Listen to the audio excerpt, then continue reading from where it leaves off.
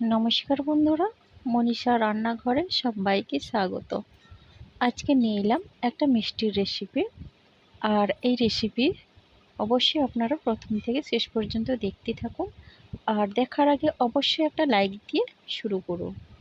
তো বন্ধুরা, আপনারা আর মিষ্টির দোকানে না গিয়ে বাড়িতে একদিন আমার মতো করে এইভাবে মিষ্টি বানান। দেখবেন বাড়ির সবাই কিন্তু মিষ্টি দোকানের কথা ভুলে গিয়ে আপনাকে বলবে এভাবেই মিষ্টি বানাতে। আর খুব সহজেই কিন্তু এই মিষ্টি বানানো যায়, কোনো কঠিন বিষয় নয়।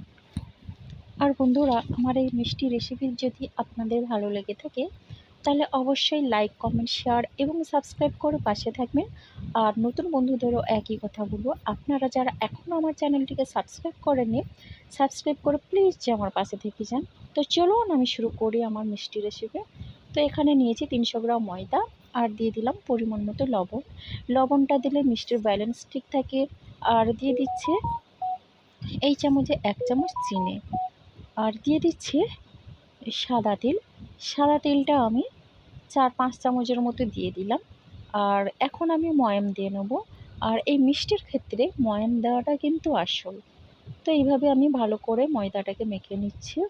আর দেখুন বন্ধুরা, আমার ময়ামটা দেওয়া হয়ে গেছে। খুব সহজেই মুঠো করছি, মুঠোটা সুন্দরভাবে ভেঙে যাচ্ছে, মুঠো হয়ে যাচ্ছে। আপনারা দেখেই বুঝতে পারছেন ময়ামটা ঠিকঠাক হয়েছে। আর এখন আমি অল্প অল্প জল দিয়ে এখন ময়দাটা মেখে একটা ডো করে নেব। তো দেখুন বন্ধুরা, আমার ডোটা রেডি হয়ে গেছে। আর এখন আমি কিছুক্ষণের জন্য আমি 2-3 মিনিটের মতো ঢাকনা দিয়ে আমি রেখে দেব। এরপরে আমি একটা চিনি শিরা করে নেব। তার জন্য একটা বাটিতে দিলাম চিনি। আর যেই বাটিতে চিনি দিলাম সেই বাটির 1.5 বাটি আমি জলটা দিলাম। আর এখন দিয়ে দিচ্ছি 3টে এলাচ এবং 2টো লবঙ্গ। আর এখন একটু নেড়ে চেড়ে আমি শিরাটা বসিয়ে দিয়েছি। আর শিরাটা হতে থাক, ততক্ষণে আমি এই যে ডো করে রেখেছিলাম 2টো বড় বড় সাইজের লিচি কেটে নিলাম। আর এগুলো কিন্তু খুব বড় বড় সাইজের লেচি কাটতে হবে। আর এখন আমি একটা লেচি নিয়ে রুটির শেপে বেলে নেব। আর দেখুন বন্ধুরা, এই মিষ্টিতে কিন্তু লেয়ার দেওয়াটা হচ্ছে আসল। আপনি যত বেশি লেয়ার দেবেন মিষ্টিটা কিন্তু খেতে তত ভালো হবে আর খাস্তা হবে খুব। তো এভাবে আমি রুটিটা বেলে মাঝ বরাবর এভাবে কেটে দিলাম ছুরি দিয়ে। হ্যাঁ, এরপরে আমি এভাবেই রেখে দিচ্ছি রুটির উপর। একটার পর একটা ভাঁজ আমি রেখে দিয়ে আবার মাঝখান দিয়ে এভাবে কেটে দিলাম। এবার কেটে দিয়ে আবার উপরের দিকে এইভাবে রেখে দিচ্ছি। এখন হাত দিয়ে চেপে চেপে আমি আবারও এটা বেলন দিয়ে বেলে নিচ্ছি। তো বন্ধুরা, আপনারা অবশ্যই এভাবে ট্রাই করবেন।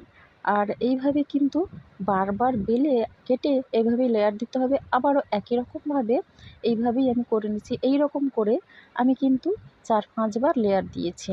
তো দেখুন বন্ধুরা, একই রকমভাবে আমি করে নিলাম। এখন আমি সাইডগুলো কেটে নিচ্ছি। এরপর আমি কিন্তু মিষ্টিটা বানিয়ে নেব। এখন আমি পিস পিস করে কেটে নেব। আর শেপটা কিন্তু আমি একটু বড় বড় করেই চৌকো কাটিংয়ে করছি। আপনারা চাইলে ছোটও করতে পারেন, নিজেদের মতো করে খুব বড়ও করতে পারেন আর ছোটও করতে পারেন। তো আমি গ্যাসে তেলটা বসিয়ে দিয়েছি কড়াই দিয়ে। আর তেলটা আমি কিন্তু খুব বেশি গরম করিনি, হালকা গরম করেছি। আর এখানে কিন্তু তেলটা বেশি গরম করলে হবে না, কেন বলুন তো? মিষ্টিটা যেহেতু আমার খুবই মোটা সাইজের, বড় সাইজের হচ্ছে, তো হালকা তেলেই ভাজতে হবে। আর এই মিষ্টিটা ভাজা হতে থাক, এখন আমি আরেকটা যে লেচি ছিল সেই লেচিটাকেও একই রকমভাবে বেলে নিয়ে লেয়ার দিয়ে নিয়েছি। আর এখন আমি পিস পিস করে নিচ্ছি। দেখুন এখানে আমি কিন্তু 4টা পিস করেছি, আর এটা খুব বড় আর মোটাও করেছি, দেখে বুঝতে পারছেন আপনারা। তো এখানে আগের যে মিষ্টিটা বানিয়েছিলাম, তো সেটা দেখুন বন্ধুরা, এখন চারদিক থেকে কিভাবে ফেটে গেছে, ঠিক যেন মিষ্টির দোকানে যেভাবে হয় সেই রকমই হয়েছে। তো এখন আমি মিষ্টিগুলোকে উল্টে পাল্টে ভালো করে ভেজে নেব। আমার মিষ্টি ভাজা হয়ে গেছে, এখন আমি তুলে নিচ্ছি। তো প্রথম যে মিষ্টিগুলো বানিয়েছিলাম সেইগুলো আমি কিন্তু তুলে নিলাম। হ্যাঁ, এরপরে আমি বাকিগুলো দিয়ে দিলাম। আর এই খাস্তা গজা কিন্তু অসাধারণ লাগে, আমার প্রিয় মিষ্টি এটা, আমার খুব ভালো লাগে এটা। আর তো বন্ধুরা, আপনারা দেখতে থাকুন। আর আমার গতকালে একটা রেসিপিতে তিনজন বন্ধু আমাকে কমেন্ট করে বলেছেন আমি এত নম্বরের বন্ধু হলাম, আর আমি আপনার পাশে আছি, আমি আপনার পরিবারে এসে গেলাম। কিন্তু সত্যি বন্ধুরা, আমি কিন্তু কোনো নাম্বার পাইনি। আপনার যে বললেন এত নম্বরে এসে গেলাম, আমার কিন্তু একইভাবে 2-3 ঘন্টা ধরে দেখছি নাম্বারটা একই আছে, কিন্তু নাম্বারটা বাড়েনি। আপনারা যদি করেছেন তাহলে কেন নাম্বারটা বাড়েনি? আমি জানি না গো বন্ধু, কেন হয়েছে এরকম। তো চলুন বন্ধুরা, আমার দেখুন গজাটা ভাজা হয়ে গেল। এখন এদিকে যে আমি শিরাটা বানিয়ে রেখেছি, শিরাটা দেখুন একেবারে পারফেক্ট হয়েছে।